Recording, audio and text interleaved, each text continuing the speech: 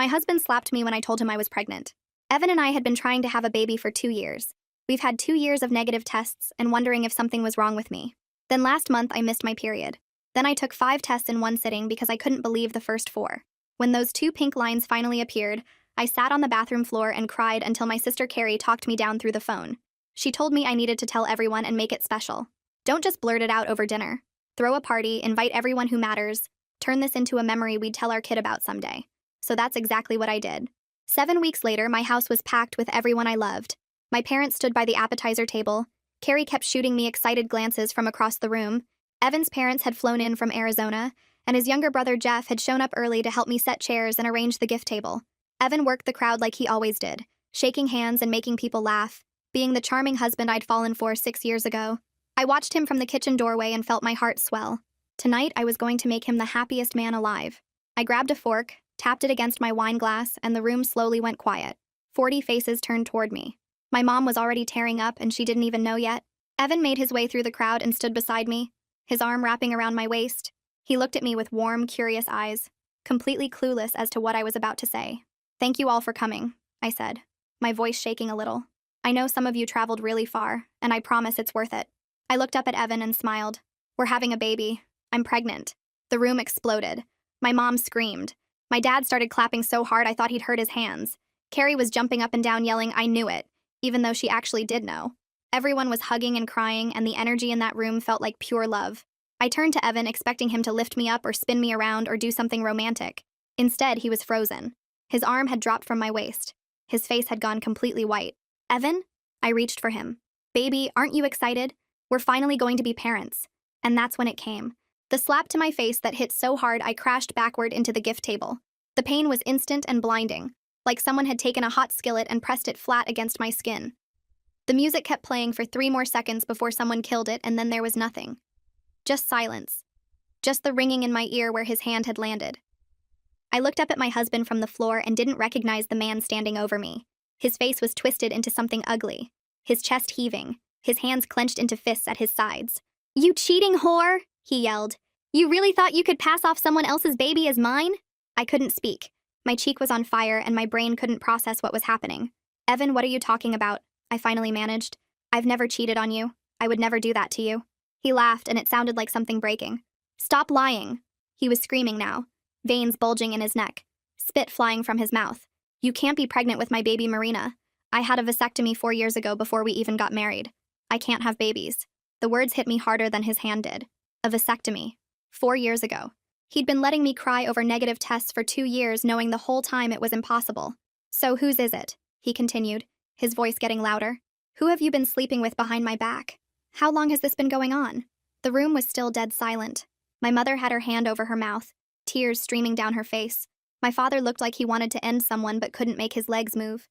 And then someone was kneeling beside me, warm hands on my shoulders, helping me sit up, brushing glass away from my dress. I looked and it was Jeff, his face pale with shock as he stared at his brother like he was seeing a monster. "What the hell is wrong with you?" Jeff said, his voice shaking with anger. "You just hit your pregnant wife in front of everyone." He helped me to my feet and positioned himself between me and Evan like a shield. Evan was pacing back and forth like a caged animal, running his hands through his hair. 2 years I let you make me feel guilty for not giving you a baby.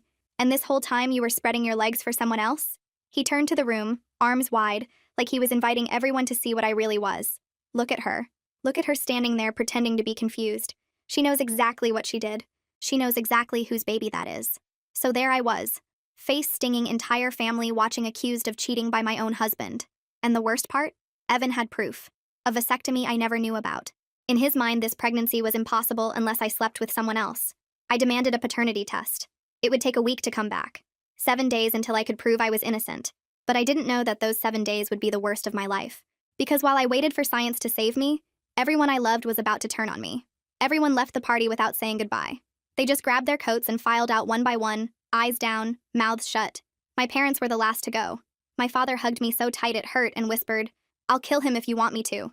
But I shook my head because I still believed this was a misunderstanding. When the door finally closed, I turned around and Evan was already walking toward our bedroom.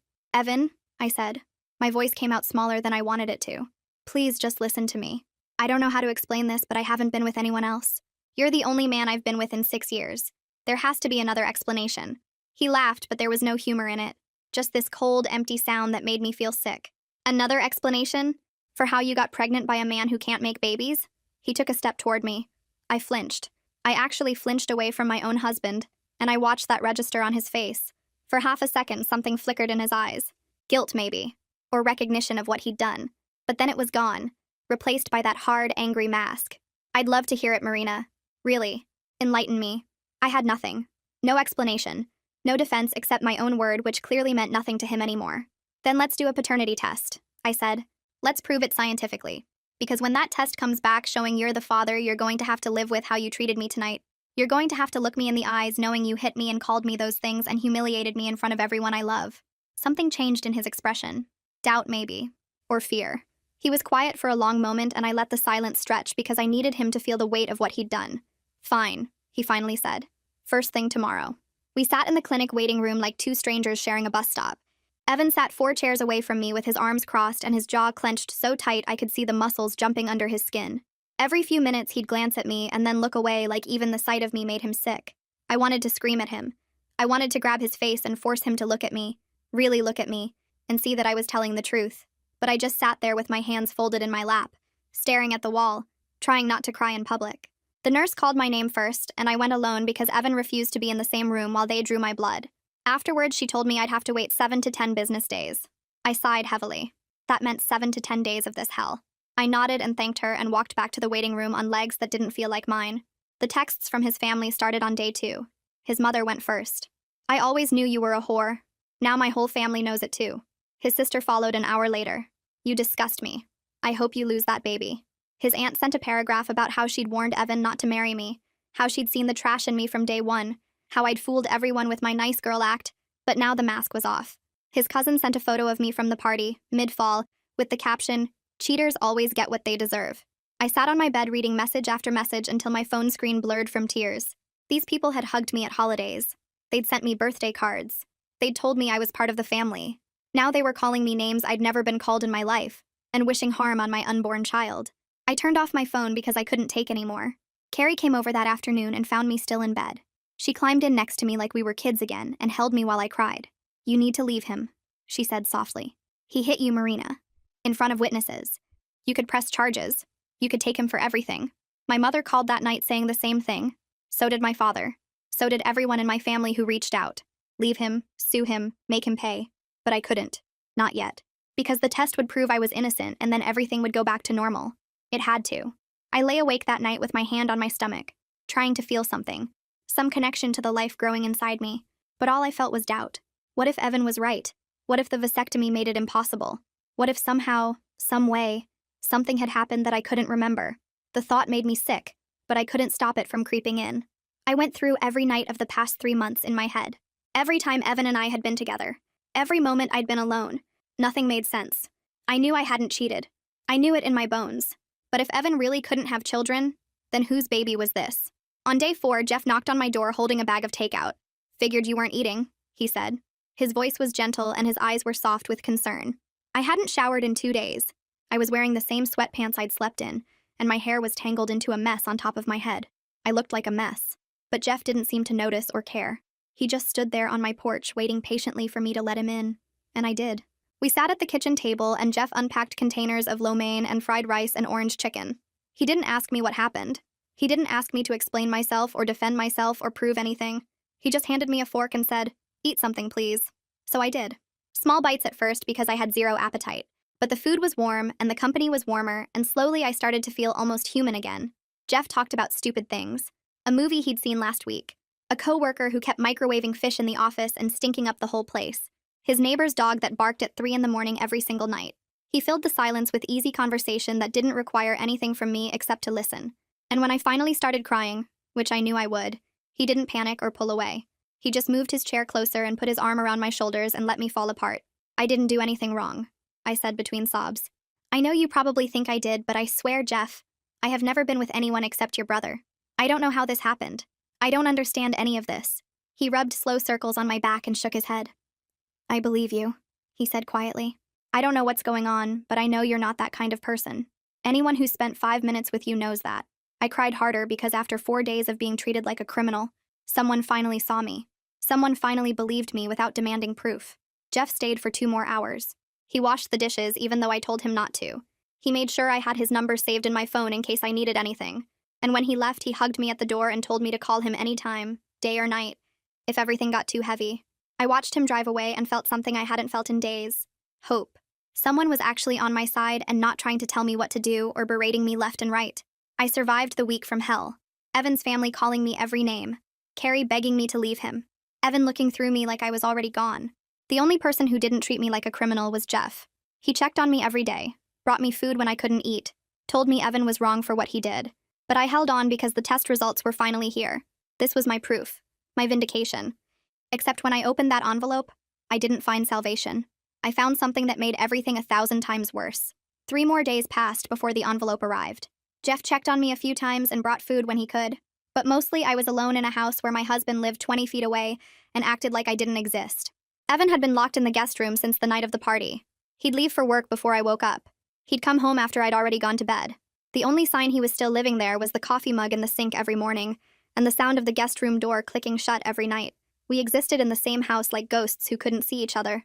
Sometimes I'd stand outside the guest room door with my hand raised, ready to knock, ready to try one more time. But I never did. What was the point? He'd made up his mind about me. The only thing that would change it was proof. And proof was coming. When the mail truck finally pulled up on day 7, I was standing at the window like I'd been doing every afternoon. My heart jumped into my throat the second I saw the white envelope in the mailman's hand. Clinic logo in the corner. My name printed on the front. My entire future folded up inside a single piece of paper. I ran outside in my bare feet, not caring that the concrete was cold, not caring that I was still in my pajamas. I grabbed the envelope from his hands before he could put it in the box. He gave me a strange look, but I didn't care. I didn't care about anything except what was inside. I held it against my chest and felt my heart pounding so hard I could hear it in my ears. This was it. This was finally it. 7 days of hell were about to end. I was about to be vindicated. I called Jeff first. I don't know why. Maybe because he was the only person who'd believed me. Maybe because I needed someone in my corner when I finally proved the world wrong. He answered on the second ring. The results came, I said, and I could hear the hope in my own voice. They're here, Jeff. I'm holding them right now. He told me he'd be there in 10 minutes and to wait for him before I opened anything. I agreed because I wanted witnesses. I wanted everyone to see the moment I was proven innocent. Then I went to the guest room door and knocked. No answer. I knocked again, harder this time. Evan, I called through the door. The results are here. Come out. I want you to see this with your own eyes. I pressed my ear against the wood and heard movement inside. Footsteps.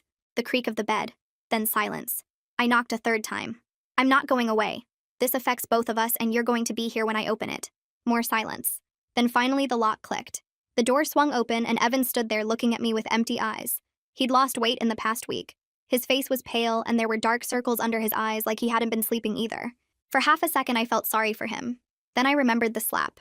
I remembered the names he'd called me. I remembered the way he'd turned the whole room against me. The sympathy disappeared. He didn't say a word. He just walked past me toward the kitchen and sat down at the table with his arms crossed, waiting. I followed him and placed the envelope in the center of the table between us. Neither of us touched it. We just stared at it like it might explode. Jeff arrived 5 minutes later. I heard his car pull into the driveway and went to let him in. He looked nervous, which surprised me. His eyes kept darting to the envelope on the table and then back to my face. You okay? He asked quietly. I nodded because I was more than okay. I was ready. I was finally going to prove that I hadn't done anything wrong. He followed me into the kitchen and froze when he saw Evan sitting there. The two brothers looked at each other for a long moment. Something passed between them that I couldn't read. Then Jeff pulled out a chair and sat down, positioning himself closer to me than to Evan. You haven't opened it yet, Jeff said, stating the obvious. I shook my head. I wanted witnesses. I wanted both of you to watch me open it so no one can say I tampered with anything. So no one can claim I switched the results or forged something or whatever other accusation might come next. I looked directly at Evan when I said that last part. He didn't react. Just sat there with his arms crossed and his jaw tight, staring at the envelope like he was trying to set it on fire with his eyes. Jeff reached across the table and put his hand over mine. His palm was warm against my cold fingers. Whatever happens, he said softly, I'm here, okay? No matter what that paper says, I'm not going anywhere. I squeezed his hand and thanked him for being the only person who'd stood by me through this nightmare, for the only person who'd believed me when everyone else had already decided I was guilty. Evan's eyes locked onto our hands and something dark flickered across his face. His jaw tightened even more. His nostrils flared. Seriously? He laughed, but there was no humor in it. Just ice. I'm sitting right here and you're holding hands with my brother? Should I even bother reading those results, or do I already have my answer? I pulled my hand away from Jeff's and stood up so fast my chair scraped against the floor. The sound was loud in the quiet kitchen. "Don't you dare," I said, and my voice came out stronger than I expected. "Don't you dare twist this into something it's not. Your brother is the only person who's been kind to me while you've been treating me like garbage. He's been bringing me food because I can't eat. He's been checking on me because you won't even look at me. So don't you stand there and act like I'm doing something wrong by accepting basic human kindness from the only person who's offered it." Evan rolled his eyes. "Just open the envelope, Marina. I don't have all day to listen to your excuses." I took a deep breath and picked up the envelope. It felt heavier than it should, like the weight of my entire marriage was pressed into that single piece of paper. I looked at Evan and felt something surge in my chest. Confidence. Certainty. I knew I hadn't cheated. I knew I hadn't been with anyone else. Whatever was in this envelope was going to prove it. And then he was going to have to look me in the eyes and apologize for everything he'd put me through. I held on to that image as I slid my finger under the seal. The sound of the paper tearing was impossibly loud. I pulled out the single sheet inside and unfolded it slowly, savoring the moment. This was it. This was my vindication. My eyes scanned the words at the top. Medical terminology. Reference numbers. My name. Evan's name. And then the results. I read them once. My brain didn't process what I was seeing. I read them again. The words were the same, but they still didn't make sense. I read them a third time and the paper started shaking in my hands. No. No, no, no, no, no. This wasn't right. This couldn't be right. There had to be a mistake. A typo. A mix-up at the lab. Something. Anything. Because what I was reading was impossible. "What does it say?" Evan demanded. His voice cut through the fog in my brain. "Read it out loud. I want to hear you say it." I opened my mouth, but nothing came out. My throat had closed up. My lungs had stopped working. The room was tilting sideways, and I had to grab the edge of the table to keep from falling over. "Marina," Jeff said, and his voice sounded like it was coming from underwater. Far away. Muffled. "What does it say?" I looked up at my husband. At the man I'd loved for 6 years. At the man I'd built a life with. At the man who was waiting for me to confirm everything he already believed about me. Tears were streaming down my face, and I couldn't stop them. "It says you're not the father." The words hung in the air between us. Heavy. Final. Devastating. Evan's expression didn't change. Not even a flicker of surprise. He just sat there with his arms crossed like he'd been expecting this all along. Like he'd known from the beginning that I was exactly what he accused me of being. "And there it is," he said slowly. His voice was calm now. Almost peaceful. Like a storm that had finally passed. "The proof. You've been cheating on me this whole time, and now you can't hide it anymore." He stood up slowly and put both hands on the table, leaning toward me until I could see every line of anger on his face. "So who is it? Huh? Who's the lucky guy? Someone from work? Some random guy you met at a bar? An ex-boyfriend you never really got over?" He was getting louder with each question. "Tell me, Marina. I deserve to know whose baby you're carrying in my house. Whose baby you tried to trick me into raising as my own." "I don't know," I sobbed. The words came out broken and desperate. "I don't understand. I haven't been with anyone else, Evan. I swear on my life I haven't been with anyone else. There has to be a mistake. The lab made an error. We need to take another test. We need to—" He slammed his fist on the table so hard the envelope jumped and my whole body flinched. "The test isn't wrong!" He was screaming now, full volume, veins bulging in his neck just like the night of the party. "Science doesn't lie, Marina. DNA doesn't lie. The only liar in this room is you." He pointed his finger in my face and I could see his hand shaking with rage. "You've been lying to me for months, maybe years, and now you're standing there crying like you're the victim? Like I'm the bad guy for being angry that my wife got pregnant by another man? I didn't do this," I screamed back at him. Something inside me broke. All the fear and confusion and desperation came pouring out as rage. "I don't know how this happened, but I didn't do this. I have never been with anyone except you. Not once in 6 years. I don't understand what's happening, but I know I didn't cheat. You have to believe me, Evan. Please." I grabbed his arm, desperate for him to see me. Really see me. To look past his anger and recognize the woman he'd married. The woman who loved him. The woman who would never betray him. "Please believe me. Please. I'm begging you." He shoved me away so hard I stumbled backward. My hip hit the counter and pain shot through my side. Jeff jumped up and caught me before I could fall further, his arms wrapping around me to steady me. "Don't touch me," Evan snarled, and his face was twisted into something I didn't recognize. Pure hatred. Pure disgust. "Don't ever touch me again. You make me sick. Looking at you right now makes me physically sick. I can't even stand to be in the same room as you." He turned to Jeff, who was still holding on to me, and his eyes narrowed. "And you, my own brother, sitting here holding her hand, comforting her, being her shoulder to cry on while my marriage falls apart." He took a step toward Jeff, and for a second I thought he was going to swing. "Did you know about this?" Did you know she was sleeping around behind my back? Have you two been laughing at me this whole time? Jeff's face went pale. His arms tightened around me almost protectively. I didn't know anything, he said quietly. His voice was steady, but I could feel his heart pounding against my back. I swear to you, Evan. I just came to support her when the results came in. That's all. I had no idea. Evan stared at his brother for a long moment, searching his face for something. Then he laughed. That horrible cold laugh that made my blood run cold. Support her. Right. Well, congratulations. She's all yours now. You can have her. I'm done. He turned and stormed toward the guest room. I heard drawers being yanked open, clothes being thrown, hangers clattering to the floor. Jeff let go of me and I stood there in the middle of the kitchen, frozen, tears streaming down my face, my whole body shaking so hard I thought my bones might rattle loose. This wasn't happening. This couldn't be happening. I'd been so sure, so completely certain that the test would save me, that science would prove what I already knew, prove I was innocent and faithful. Instead, the test had destroyed everything, and it hadn't even given me answers. It just told me Evan wasn't the father. It didn't tell me who was. It didn't explain how any of this was possible. It just left me standing in my kitchen with my whole life in pieces, and no idea how to put them back together. Evan came back 10 minutes later dragging 2 suitcases behind him. He didn't look at me as he walked toward the front door. His face was set in stone.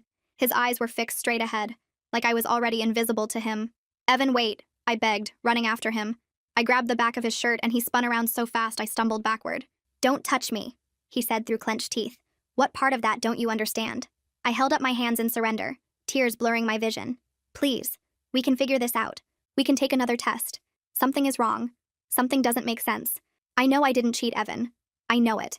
There has to be an explanation. He stared at me for a long moment, and for just a second, I saw something flicker in his eyes. Doubt, maybe, or sadness, or the ghost of the man he used to be. Then it was gone, replaced by that cold, hard mask. The only thing that doesn't make sense is how I didn't see what you really were sooner. My mother was right about you. My whole family was right about you. I should have listened to them from the beginning. He picked up his suitcases and opened the front door. I'm staying with Felix until I figure out what to do about the house. Don't call me. Don't text me. Don't try to contact me at all. As far as I'm concerned, you don't exist anymore. The door slammed behind him so hard the pictures on the wall rattled. Then his car started. Then he was gone. And I was alone. I collapsed onto the kitchen floor and cried so hard I thought I might shatter into 1,000 pieces. Jeff knelt down beside me and tried to put his arm around me, but I pushed him away. I didn't want comfort. I didn't want kindness. I wanted answers. Because I knew I hadn't cheated. I knew I hadn't been with anyone else. I had never let another man touch me in 6 years of marriage. So how was this possible? How was I carrying a baby that wasn't my husband's? I stared at those results knowing how guilty this looked. Evan was gone. He wouldn't even let me explain. He had already decided I was a cheater and a liar. But I still had no idea how this happened. I didn't know that Carrie was about to ask me a question that would change everything. A question I should have asked myself weeks ago. I called Carrie before the sun came up. She answered on the first ring like she'd been waiting by the phone all night. The results came back, I said. My voice was raw from crying. Evan's not the father. She was at my door within the hour. I let her in and handed her the paper without saying anything. She read it twice, her face getting paler each time. Then she set it down on the kitchen table and looked at me with an expression I couldn't read. Sit down, she said. We need to talk through this. I sat across from her at the table, the same table where Evan had slammed his fist, the same spot where Jeff had held my hand, the exact place where my entire life had fallen apart less than 12 hours ago. Carrie pushed the results aside and folded her hands in front of her. I need you to walk me through everything. Not the party. Before that. When do you think you conceived? I stared at her. What does that matter? The test says Evan isn't the father. That's the only thing that matters. Just answer the question, Marina. When do you think it happened? I tried to focus. My brain felt like it was full of static. I don't know exactly. Evan and I were together a lot during that window. We had a whole system. Ovulation tracking, temperature charts, scheduled nights. It could have been any of those times. Carrie shook her head. You're about 11 weeks along. That means conception happened roughly 9 weeks ago. Maybe 10. She leaned forward. Think harder. Is there any night during that time that stands out? Anything that felt different or strange? I closed my eyes and tried to go back. All those nights of trying so hard blurred together. The same routine, the same hope, the same disappointment month after month until the one test that finally came back positive. But then something floated up from the back of my mind. A night I hadn't thought about since it happened. A night that was different from all the others. There was one night, I said slowly. My eyes were still closed, reaching for details I'd never bothered to examine before. About 9 or 10 weeks ago, I woke up because Evan was shaking me, gently. Then I felt him kissing my neck. I paused, remembering. I asked if he was in the mood and he just hummed. Like a yes. And I remember wanting a baby so badly I went along with it. Carrie's voice was steady. What else do you remember? I tried to pull more from the fog. It was completely dark. We have blackout curtains because Evan's a light sleeper. I couldn't see anything, not even an outline. I paused. Something was shifting in my chest. Something uncomfortable. He never actually said anything. Not one word the whole time. Usually Evan would whisper to me, tell me he loved me, ask if I was okay. But that night it was just the hum. And when it was over, he just rolled away and went to sleep. Or I thought he did. I was so tired I passed out again right after. Carrie was quiet for a long moment. I opened my eyes and found her staring at me with an expression that made me dizzy. When she spoke again, her voice was careful, gentle, like she was trying not to break something fragile. Marina, I need you to really think about what I'm about to ask you. I felt my whole body tense. Okay. She reached across the table and took my hands. Her fingers were cold. That night, the darkness, the silence, the way he didn't speak, just hummed. She squeezed my hands. Are you absolutely certain it was Evan? I yanked my hands back like she'd burned me. What kind of question is that? Of course it was Evan. I was in my own bed, in my own house. Who else would it have been? But even as the words came out, something cold started crawling up my spine. Carrie didn't look away. You said it was pitch black. You said he never spoke. Not one word. Just a hum that could have come from anyone. She paused. How do you know it was him? Because it had to be him, I said. But my voice was shaking. He was there when I woke up in the morning. Nobody else could have gotten into our house. What you're suggesting is insane, Carrie. Completely insane. Carrie's face was pale, but her voice stayed steady. I'm not suggesting anything. I'm asking you to consider something. A possibility that would explain why you're pregnant with a baby that isn't Evan's, even though you swear you never cheated. I stood up so fast my chair crashed backward onto the floor. I needed to move. I needed to get away from this conversation. I needed my sister to stop saying things that were making the walls close in around me. No, I said. I was backing away from the table. That's not possible. I would have known. I would have felt that something was wrong. I would have, but would I have? The room was completely dark. Not a single word was spoken. Just that one low hum. His hands didn't touch me the way Evans usually did. Rougher. More urgent. Less careful with me. I had told myself it was because he was half asleep. Exhaustion made people different. Sometimes intimacy didn't have to be gentle to still be love. What if it wasn't love at all? What if it wasn't Evan? Oh God, I whispered. My back hit the kitchen counter and I grabbed it to keep myself upright. Carrie. Oh my God. She was out of her chair instantly, crossing the room to catch me as my legs gave out. Her arms wrapped around me and held me up while my whole body started to shake. Breathe, she said into my hair. Just breathe. We don't know anything for sure yet. This is just a possibility. We need to think about this clearly. But I couldn't think clearly. I couldn't think at all. If Carrie was right, then an intruder had come into my home while I was sleeping. A stranger had climbed into my bed in the dark. My body had been used while I thought it was my husband. And I had gone along with it eagerly, wanting a baby so badly that I never questioned the silence. Never wondered why the darkness felt different. Never stopped to make sure the man touching me was actually my husband. Who? I choked out. The word barely made it past my throat. Who would do something like that?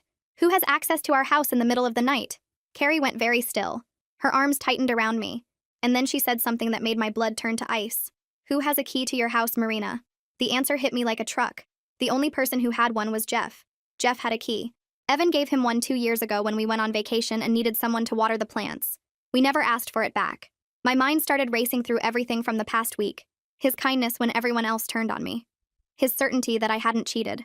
Showing up at my door without being called. Sitting too close on the couch. Touching my knee. Telling me maybe my marriage falling apart was for the best. Being there when I opened the results. Holding my hand while I read the words that destroyed my life. No, I said. But even as I said it, pieces were clicking into place. Horrible pieces. Pieces I didn't want to see. Not Jeff. He wouldn't. He's Evan's brother. He's been helping me. He's been... I trailed off. Helpful. Attentive. Always there. Never surprised by anything that happened. Like he already knew how it would end. Carrie pulled back and looked me in the eyes. We need to find out for sure. Another test.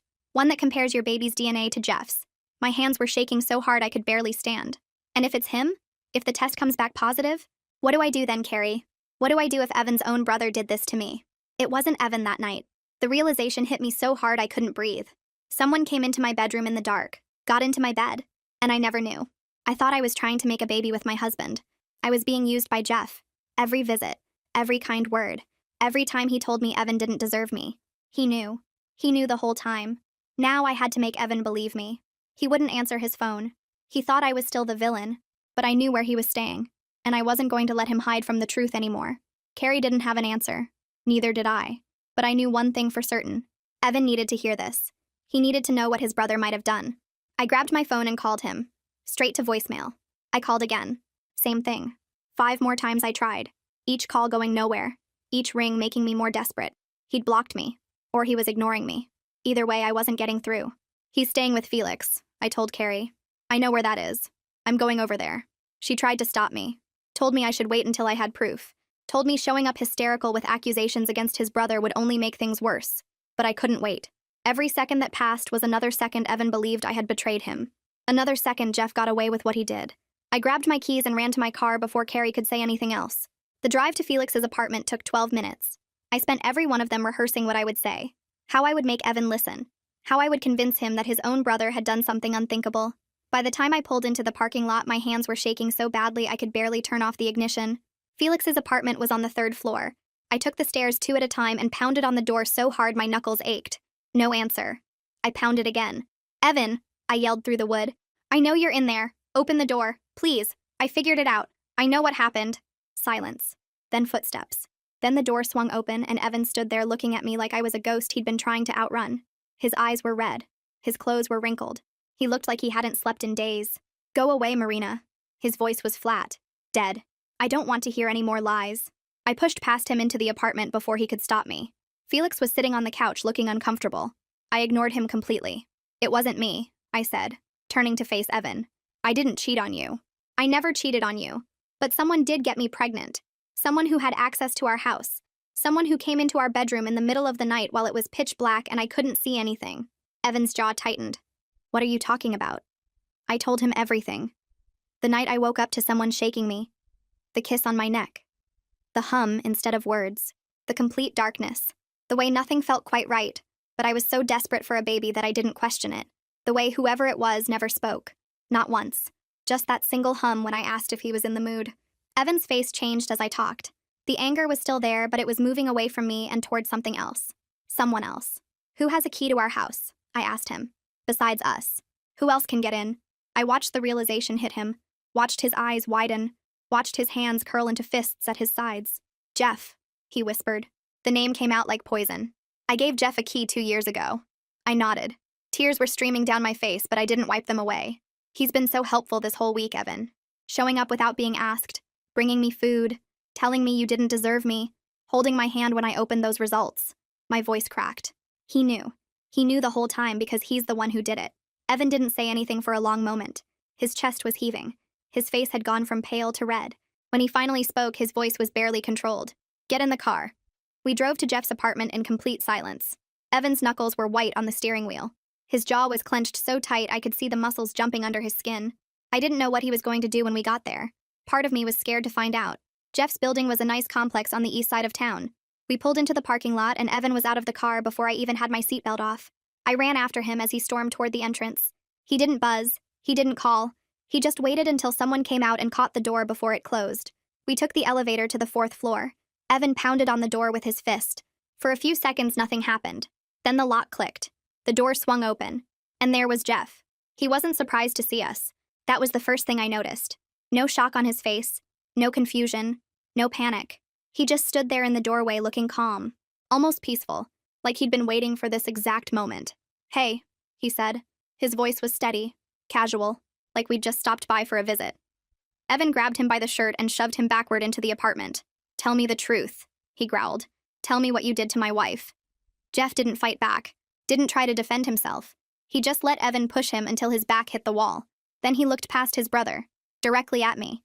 His eyes found mine and something in them made my skin crawl. Intensity. Hunger. Possession. Like he was looking at something that belonged to him. Marina, he said softly. My name in his mouth made me want to vomit. I've been waiting so long to finally tell you everything. Jeff stood in that doorway looking at us like he'd been expecting this moment his whole life. No panic, no guilt, just this calm expression that made my skin crawl. Evan demanded answers. I held my breath waiting for denials, excuses, anything that would let me pretend this was some horrible mistake. But he didn't deny it. He smiled. And what came out of his mouth next proved that this wasn't a moment of weakness or a drunken accident. This was planned. This was obsession. This was everything. The corners of Jeff's mouth curled upward in a way that made him look like a completely different person.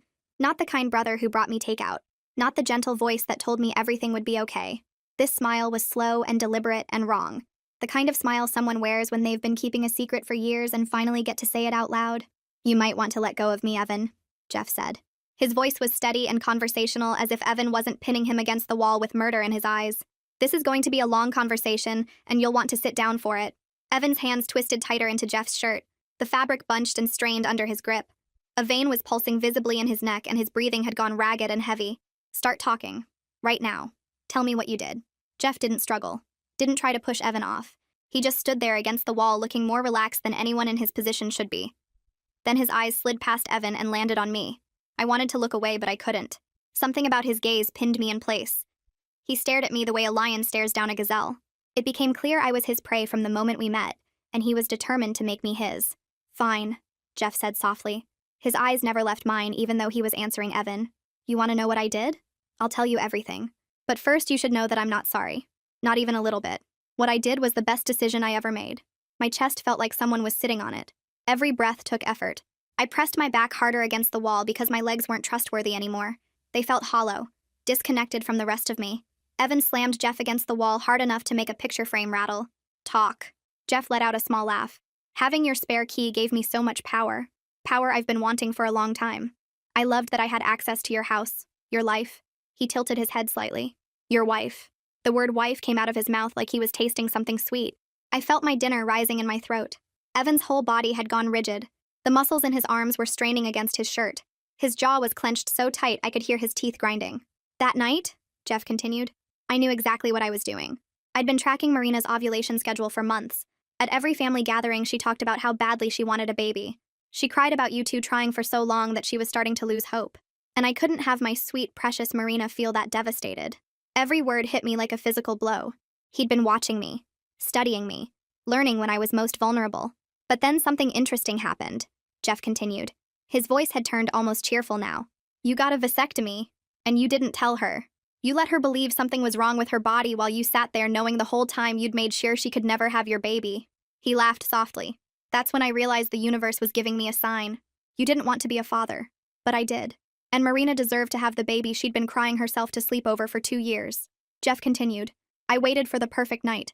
I knew your bedroom layout, knew about the blackout curtains, knew Evan slept like the dead after his night poker games.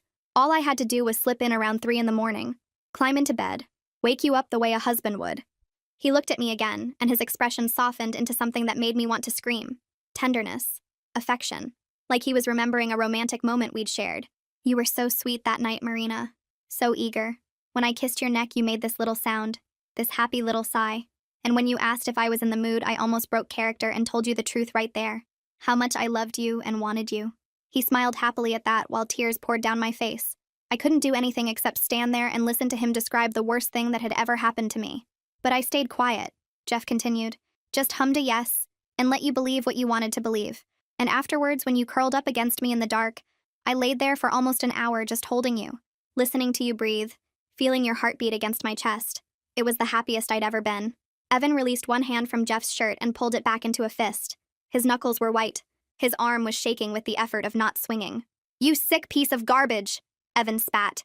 Each word came out through gritted teeth. "You violated my wife. In my house. In my bed." Jeff's eyes finally moved to his brother. Something flickered in them. Not guilt, not shame, annoyance. Like Evan was interrupting something important. "She was never really yours, Evan. That's what you don't understand. From the moment I met her at your engagement party, I knew she was supposed to be with me. But you got there first. You always got there first. The better grades, the better job, the better everything. And then you got her too." His voice dropped lower, harder. "I spent 4 years watching you take her for granted. 4 years watching you ignore her while she tried so hard to be a good wife. 4 years knowing I could love her better than you ever would." I pressed my hand over my mouth to keep from sobbing out loud. 4 years. He'd been watching me for 4 years. Every family dinner. Every holiday. Every time he came over to help with something around the house. He'd been looking at me like this. Wanting me like this. And I never knew. Evan's fist connected with Jeff's jaw so hard the sound echoed off the walls. Jeff's head snapped to the side and blood appeared at the corner of his mouth. But he didn't fall. Didn't cry out. Didn't even raise his hands to defend himself. He just turned his head back slowly and looked at his brother with that same calm expression. Then he laughed, blood on his teeth and joy in his eyes. That felt good, didn't it? Jeff said. Hit me again if you want. Break my nose. Knock out my teeth. None of it changes anything. I did what I did and I don't regret a single second of it. He spit blood onto the floor. That baby Marina is carrying? That's my baby. My child. The only family I've ever made for myself. And you can hate me all you want, but you can't undo that. You can't take that away from me. I slid down the wall until I was sitting on the floor. My legs had finally given up completely. Carrie wrapped her arms around me while I tried to make myself as small as possible. Tried to disappear. Tried to stop hearing his voice, but it kept going. And these past 2 weeks? Jeff stepped away from the wall now that Evan had let go of him. He wiped the blood from his chin with the back of his hand. Those were the best days of my life. Sitting with you in your kitchen, Marina. Holding your hand. Telling you I believed you when everyone else called you a liar. Watching you look at me like I was the only person in the world who cared. He took a step toward me, and Evan immediately moved between us. I got to be there for you. I got to comfort you. I got to be the man you needed while your husband treated you like garbage. Every tear you cried on my shoulder was proof that I was right. You should have been with me from the beginning. I was shaking so hard my teeth were chattering. Every moment from the past 2 weeks was replaying in my head, but it all looked different now. His arm around me on the couch. His hand on my knee. The way he always sat too close. The way he looked at me when he thought I wasn't paying attention. I thought he was being kind, supportive, brotherly. He was savoring his victory. Enjoying watching me suffer while knowing he was the reason for all of it. Marina. Jeff said my name softly, almost lovingly. Look at me. Please. I didn't want to, but something in his voice made me lift my head. He was standing a few feet away with Evan blocking his path, but his eyes found mine easily. And what I saw in them terrified me more than anything else had. Hope. Genuine hope. Come with me, he said. Right now. Tonight. We can leave this whole mess behind. Start over somewhere new. Raise our baby together the way it should have been from the start. The air left my lungs. He actually believed this was possible. He actually thought I might say yes. He'd violated me in the most intimate way possible, and he was standing there asking me to run away with him. You're insane, I whispered. The words came out thin and broken. You're completely insane. Something changed in his expression. The hope dimmed slightly, replaced by confusion, then frustration. I'm offering you everything, Marina. A man who actually loves you. A father for your baby. A fresh start away from everyone who turned on you. Why would you choose to stay here with someone who hit you in front of 40 people? Evan moved so fast I barely saw it. His fist connected with Jeff's face again, and this time Jeff went down. He hit the floor hard, and Evan was on top of him instantly, punching, over and over, each blow landing with a sickening thud. You don't get to talk to her, Evan was screaming. Tears were streaming down his face. You don't get to look at her. You don't get to say her name. Do you understand me? Do you understand what you did? Jeff didn't fight back. He just laid there taking the beating with that horrible smile still on his bloody face. And between punches I heard him laughing, quiet and wet and wrong. I sat on the floor of my brother-in-law's apartment watching my husband beat him bloody. And all I could think was that even if Evan killed him right now, it wouldn't undo anything. It wouldn't erase what Jeff had done to me. It wouldn't take back that night. It wouldn't unpregnant me or unmake the baby growing inside me or give me back the life I had before. I was vindicated. Evan finally knew the truth. I wasn't a cheater. I wasn't a liar. I was a victim. But being a victim didn't feel like winning. It felt like being hollowed out from the inside. Evan finally stopped hitting him. His knuckles were split open and covered in Jeff's blood. His chest was heaving. His whole body was shaking with rage that had nowhere else to go. Jeff was still conscious, still smiling through swollen lips and bloody teeth, still looking past Evan directly at me. It was worth it, Jeff slurred. His voice was thick with blood. Every second, every punch, all of it. Because for one perfect night, you were mine, Marina, and nothing either of you do will ever change that. I let out the most blood-curdling scream. We called the police that night. They took Jeff away in handcuffs while he smiled at me through the back window of the car. I told them everything, every detail of that night, every word Jeff had said. The cop nodded and wrote things down and told me I was brave for speaking up. But brave didn't fix anything. What Jeff did to me was hard to prove in court. He never broke in because he had a key. I never said no because I thought he was my husband. The lawyer called it a he said, she said situation, even though Jeff had told us everything himself. Evan and Carrie heard it all. Didn't matter. In the end, Jeff took a deal. Some small charge about being in our house without permission. 6 months of checking in with an officer and paying a fine. No jail. Nothing that would follow him forever the way that night would follow me. Evan and I tried to fix things. For about 3 weeks, we went to a counselor. Sat in a room and talked about trust and pain and getting better. But every time I looked at him, I saw the party. The slap. The way he called me a whore in front of everyone I loved. The way he decided I was a cheater before thinking about any other answer. He said sorry 1,000 times, cried and begged and swore he would spend his whole life making it up to me. But some things can't be fixed. Some words can't be taken back. He hit me. He shamed me in front of 40 people. He let his family send me texts wishing bad things on my baby. Even though he knows the truth now, those 2 weeks of hell still happened. I filed for divorce. He didn't fight it. I think part of him knew we were broken the moment his hand hit my face. The stress took everything from me. 2 weeks after the divorce was done, I woke up in the middle of the night with pain so bad I couldn't stand. Carrie drove me to the hospital. The doctor told me what I already knew from all the blood. I lost the baby. Part of me felt relief and I hated myself for it. That baby was innocent. That baby didn't ask to be made. But every time I thought about carrying Jeff's child, every time I pictured looking into a face that might have his eyes or his smile, I couldn't breathe. Now the baby was gone and I didn't have to choose. The guilt from feeling relieved will probably stay with me forever.